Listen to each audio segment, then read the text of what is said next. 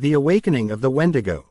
Deep within the frostbitten hollows of northern Minnesota, surrounded by towering pines that whispered secrets in the biting wind, lay the small town of Crestwood. Nestled against the edge of an expansive wilderness, the town had tales as old as the land itself, legends of the Wendigo, a creature born of insatiable hunger and despair.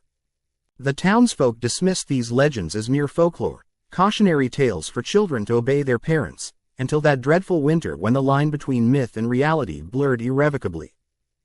It all began on a night when the full moon perched high in the sky, casting its silver light over the snow-covered ground like a specter observing the town below.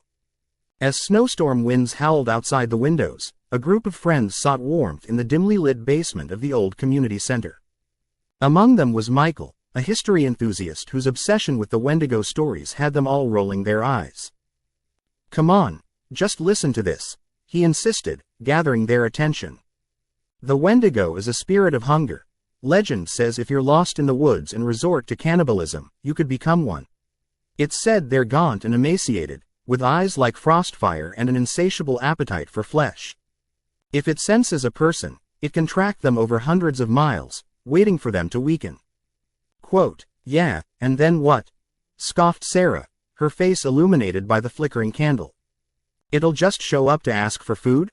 Give me a break." With a sigh, Michael continued, "In essence, they represent the darkness of man's greed and despair. They don't just feast on flesh, they devour souls. There are some accounts of people going missing in these very woods, the last sighting always coinciding with the howl of a lonely wind." Quote, "As the night wore on, their laughter faded, replaced by an unease that crept like a chill through the basement. Just then, the lights flickered and went dark, plunging them into shadows. Embers in the stove sparked wildly then settled, leaving only the flickering candle to cast an eerie light in the cramped basement." "Michael, did you check the power?" Jim asked, glancing nervously at the others. "Yeah, I'll go check the breaker," Michael replied, his voice shaky but resolute. As he ascended the creaky wooden stairs, the others remained behind, huddling closer together. Outside, the wind picked up, an ominous howl spiraling around the cabin like a banshee's wail. The rustling trees seemed to whisper warnings in a voice only the night could understand. Michael pushed open the door, stepping into the inviting cold. Meanwhile, the others exchanged anxious glances.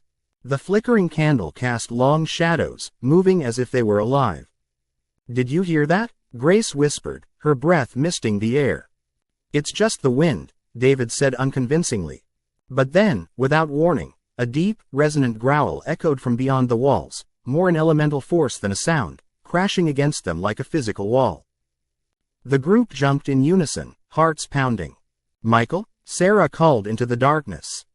No answer. The moment stretched, taut with dread, as they peered toward the basement stairs. After what felt like an eternity, Michael tumbled down, panting. "We have to go, let's." But before he could finish, a crash erupted outside, followed by a low, grating snarl that pulsed with hunger. The door burst open with an unnatural force, slamming against the wall. In the frames of snow and darkness, something hulking and wretched stepped into the candlelight. Its skin was stretched tight over protruding bones, a gaunt figure with wide, hollow eyes that seemed to glimmer with a feral intelligence. They now understood the horror of the stories. This was the Wendigo, its figure clothed in the hollowness of countless lost souls, its breath rising like mist from a gaping maw that twisted into a grotesque grin.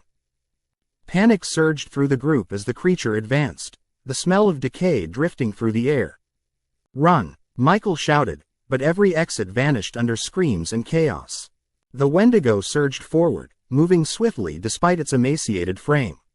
As they scrambled, the ice-cold grip of reality held them tightly. The Wendigo was indeed real, and it had awakened from the depths of myth. Desperation propelled them to the narrow staircase, but the creature pursued relentlessly. Sarah, stumbling over the loose floorboards, fell behind. The Wendigo stopped for a moment at her cries, its gaze penetrating as if savoring the fear that pulsed from her trembling form. With a baleful, echoing growl, it lunged forward. In a final bid for survival, she gasped, "I didn't mean to fall. I didn't mean to disrupt your meal." Yet the Wendigo didn't crave forgiveness. It craved flesh, only convinced it had the right to consume those who wandered into its dark domain. As the last candle flickered and died, darkness engulfed them, leaving only echoes of fear and the chill of the night. When the sun rose over Crestwood, the town awoke to whispers and rumors. Michael and his friends had vanished. The community center remained empty, and all anyone felt was an unshakable feeling that the Wendigo had reclaimed the lives it had deemed worthy of its eternal hunger, lurking in the shadows, waiting patiently for the next soul lost to the embrace of the winter woods.